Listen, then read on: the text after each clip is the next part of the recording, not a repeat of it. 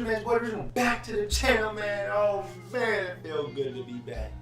It feels good to be back, man. Cool Matata. I hope everybody's having a good day, night, evening, month, year, week.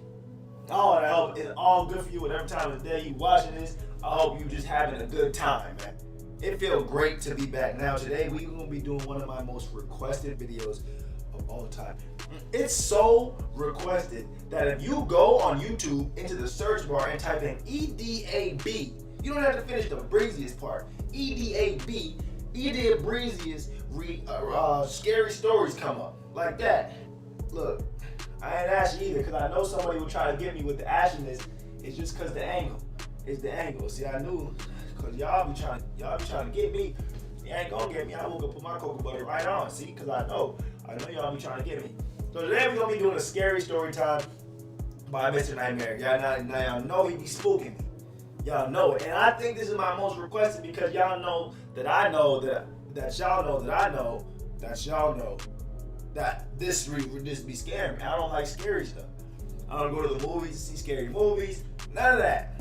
And then y'all got me sitting in front of the screen about to watch Mr. Nightmare and his scary ass voice tell a scary story. Now it's three true scary Walmart horror stories. Come on, man. Come on, man. I like Walmart. Don't look, I need to go back there. So take it easy on me, okay? Before we get into this video, be sure to follow me on all my social medias: Instagram, Twitter, and Twitch. Snapchat, I don't think anybody uses Snapchat no more, to be honest. I woke up the other day and I was like, Snapchat, and threw it away. I don't really use Snapchat no more. Instagram, Twitter, just made it yesterday, so be sure to follow me. The first 100 people to follow me, I'll be following back, so on and so forth. Twitch, most lit live streams you could ever go in. That's all I gotta say. I'm leaving it at that. All the links are in the description. Now, without further ado, lit juice, baby. Lit juice. Damn. Kind of good today. Story 1. My name is Samantha. I'm 20 years old and I work at a Walmart by a small town called Jackson in Alabama. Since I don't go to school full time, my boss would oftentimes put me on an overnight shift, back when the store was open 24 hours a day. Given that it was a super center, there would still be a number of employees working. My shift this one particular night was 10 p.m. to 7 a.m. I was one of only a couple employees doing stock work, and there was 1 or 2 employees at registers up front. Given that our store sits in the countryside of Alabama, we didn't really get much business at these insane hours of the night. However, it was a prime Alabama.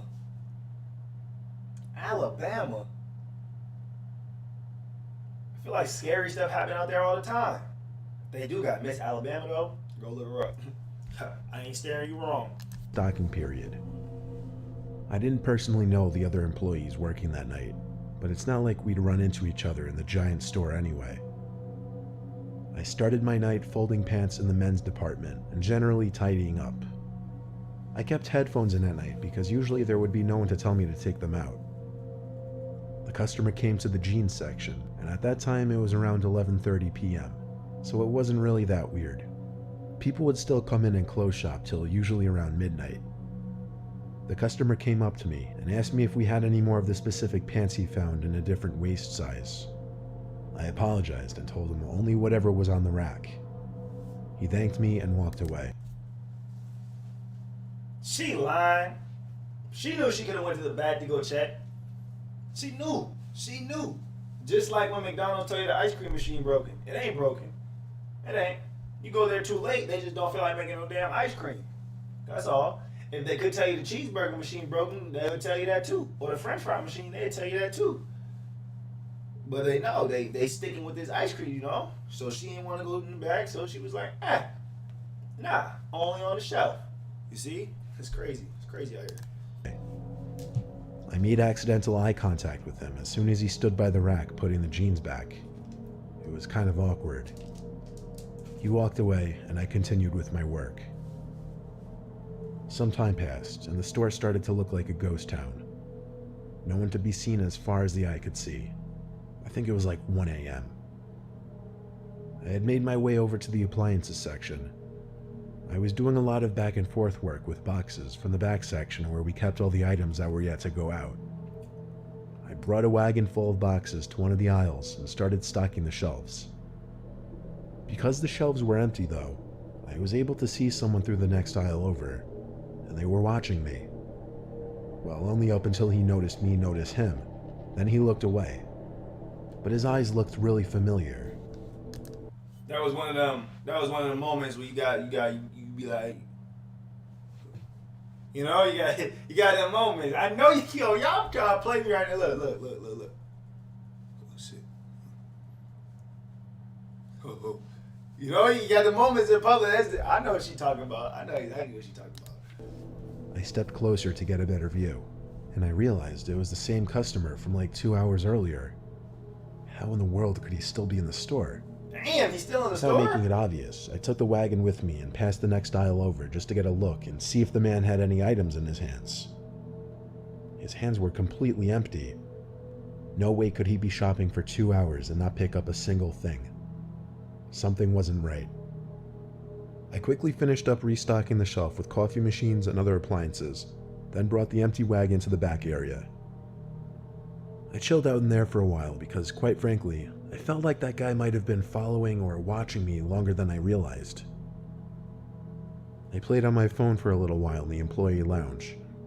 Then when I figured it was time to get back to work, I decided I would do grocery work instead, just to be in a different part of the... If this man is still in the store, now Walmart is a nice store. I could be in there for like an hour max. Come on now, 2 hours, my guy. You in the goddamn store for 2 hours, you stalking. That's what you doing, you stalking guy. The store. I went into the dairy cooler and filled a bunch of crates with dairy products like milk and yogurts. This took a lot of time to do because I had to check the dates on the products and such. It's a lot of boxes. Over the loud sound of the giant refrigerators keeping the cooler cold, I heard the door to the dairy cooler burst open. There was conveniently a gap in the boxes sitting on one of the pallets that allowed me to peek through it to the door of the cooler. And I shit you not, it was that same customer. I ran to cover under one of the shelves and pushed a big box full of eggs in front of me. I didn't have to worry about making noise because the refrigerators were so loud. For anyone wondering why I decided to hide, well, I already assumed this guy was hanging around the store watching me.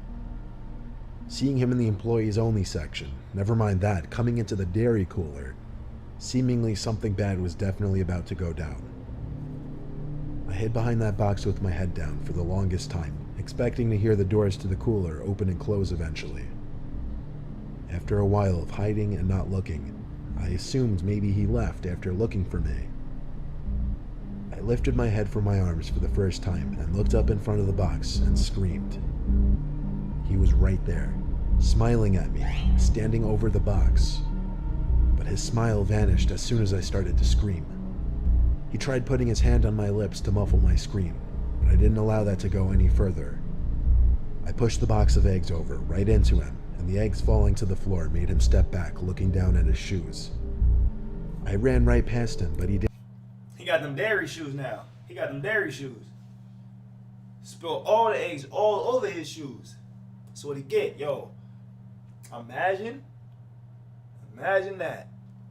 You was running from somebody, hit the corner, hit, didn't hear him no more. So you hiding this whole time thinking he just gone. But little do you know, he literally standing right there. So when you just, he right there. Oh man.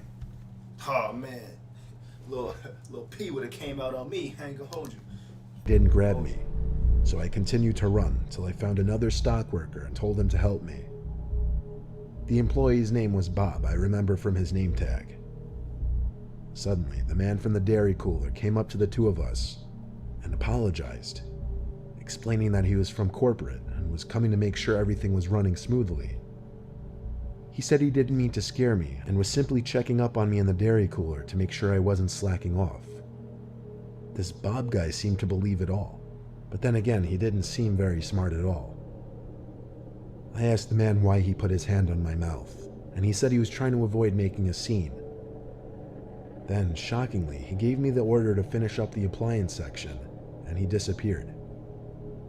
As he was speed walking away down the aisle, I called out, "What's your name?" And he called back, "Tom." And just like that, he was gone. The next day, You see, Bob believe anything. Bob stand for believe or believe. It is no believe or not believe, cause that's Bond. His name Bob. It's believe or believe.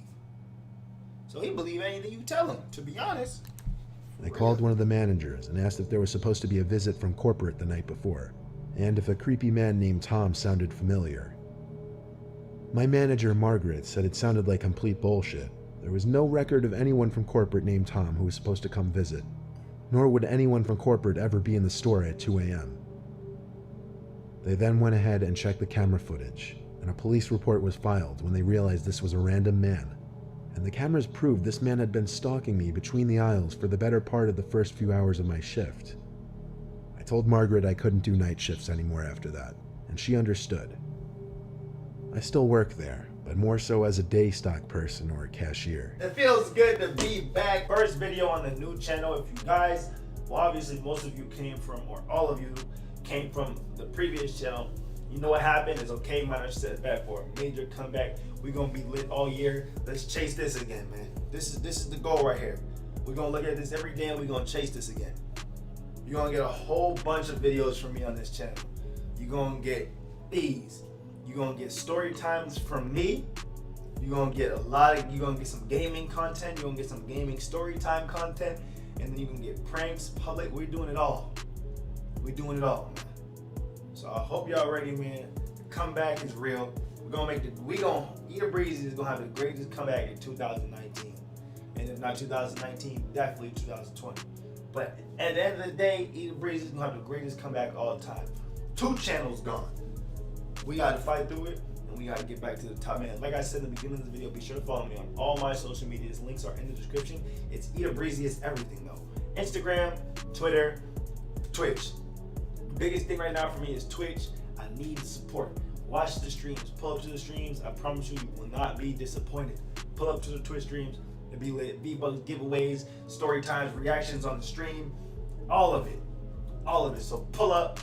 Make sure y'all have a good rest of the day, night. If you're going to sleep, good night, man. Now, all of that being said, man, I gotta go check the house, make sure nobody in it. I'm gonna see y'all in the next